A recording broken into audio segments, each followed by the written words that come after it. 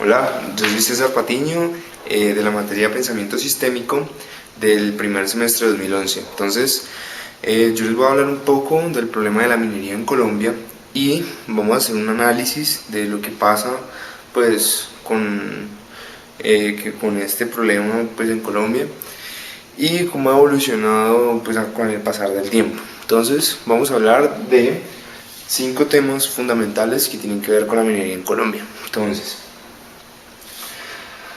vamos a hablar de las consecuencias medioambientales, del lavado de activos, del financiamiento a grupos armados, de amenazas, robos, muertes y corrupción e inseguridad, y de la subida de precio del oro en el mercado internacional.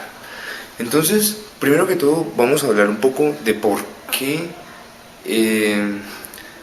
se ha incrementado tanto esta labor de la minería en Colombia. Primero, porque ustedes saben que el oro es un recurso no renovable que es extremadamente caro. Entonces, en el mercado internacional el precio del oro ha subido muchísimo, o sea, ha tenido un incremento brutal en los últimos años y pues por ende todo el mundo quiere obtener oro. Entonces, a partir de esto, se desencadena lo que podemos llamar la guerra del oro. Entonces la guerra del oro es la pelea de todos los funcionarios públicos, estados, terratenientes, de todos extranjeros por conseguir el oro. Entonces cuando esto empieza, las personas empiezan a dar cuenta de que en Colombia hay muchas partes donde se puede explorar y se puede explotar la minería. Entonces cuando empiezan a ver que todas estas partes, todos estos terrenos donde hay oro, donde se puede explotar, entonces la gente se vuelve como loca. Entonces empieza una batalla y una correzón y retroexcavadoras, mineros, las personas que lavan el oro, todo esto. Entonces resulta que esto se vuelve como lo que está de moda.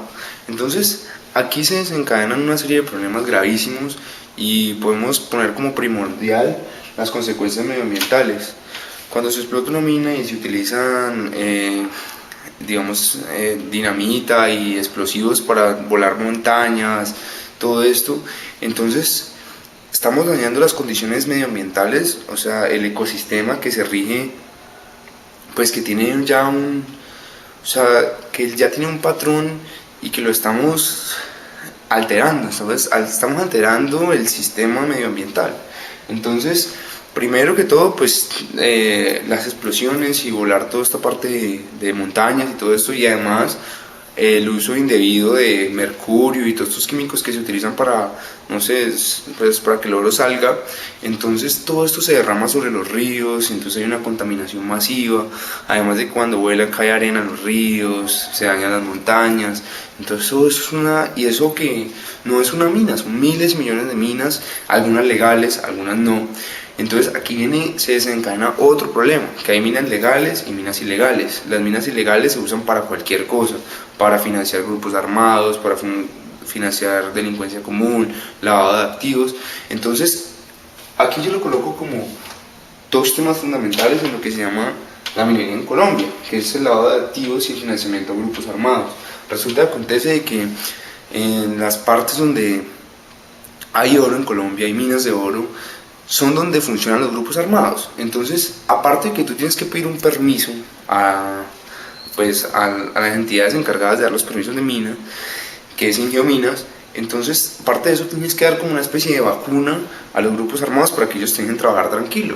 Entonces, resulta que ahí hay gente son personas buenas, que tienen una mina legal, pero les toca pagar como una especie de vacuna a los grupos armados. Entonces, imagínate cómo puede funcionar esto. Entonces estamos enriqueciendo a los malos, nos estamos enriqueciendo nosotros, estamos dañando al medio ambiente. Entonces son cosas tenaces. Ahora, ¿a qué me refiero?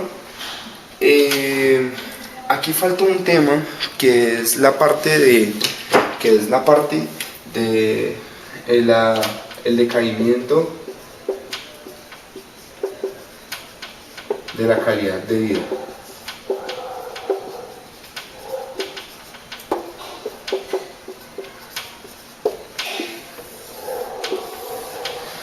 El decaimiento de la calidad de vida, lo que me refiero con esto es que con la manipulación de todos estos químicos indebidos resulta que las personas merman su calidad de vida porque se trasnochan, digamos, lavando los que denominamos barequeros, ¿cierto? Y además manipulan todos estos químicos y esto hace daño para,